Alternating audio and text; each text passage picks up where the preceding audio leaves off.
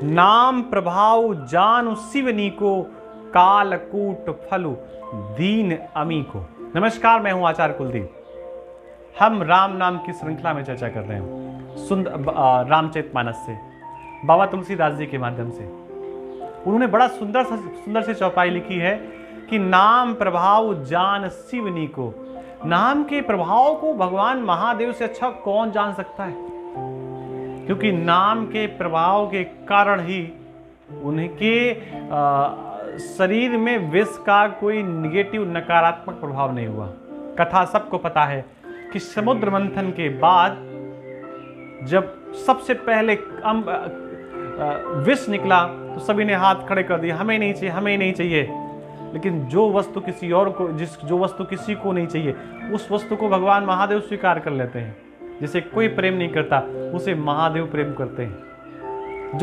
जिसको कोई भी अपनी गोद पे बैठाना पसंद नहीं करता उसे महादेव अपने आंगन में जगह देते हैं। किसी ने भगवान से, महादेव से पूछा कि वो जो कालकूट विष निकला था इतना जहरीला था कि जिधर उससे हवा छू करके जाती थी वो वनस्पतियां, वहां के लोग नष्ट हो जाते थे, लेकिन आपने तो उसका पान किया, लेकिन फिर भी आपको किसी प्रकार का कोई कष्ट नहीं हुआ। केवल थोड़ी सी मूर्छा आई बस, और वो भी कुछ देर बाद नष्ट हो गई। आखिर क्यों? ऐसा आप कैसे कर लेते हैं? तो भगवान महादेव ने कहा कि मैं जो आंख बंद करके क्रिया करता हूं ना, और आंख बंद करके मैं जिसका ध्यान करता हूं, उनका नाम है विष्णु, उनका नाम है श्री हरि, उनका नाम है राम, उनका नाम है कृष्ण, उनका नाम है नरसिंह, उनका नाम है वराह, उनका नाम है कूर्म।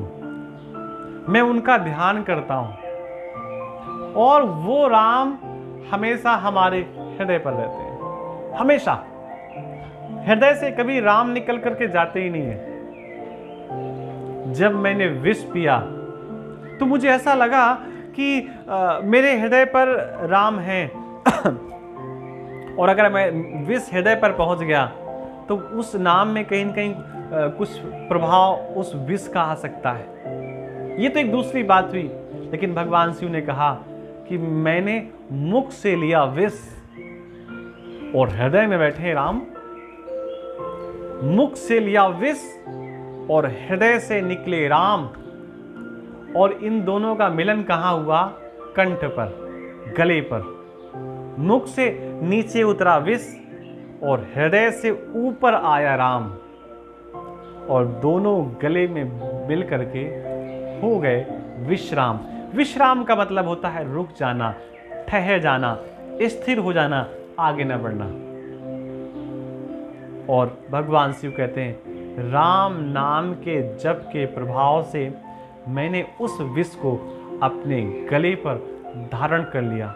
हाँ, वो एक अलग बात है कि भगवान शिव का एक और नाम पड़ गया, नीलकंठ। निश्चित ये जानकारी आपको अच्छी लगी होगी। अपने मित्रों तक इस जानकारी को पहुंचाएं। रामचरितमानस की बड़ी ही पावरफुल और बड़ी ही सुंदर जानकारी है। चैनल पर पहली बार आए हैं, बिना सब्सक्राइब किए न जाएं और कमेंट में राम नाम लिख करके अपनी उपस्थिति दर्ज कराएं। आप सबको पुनः राम राम, जय श्री राम।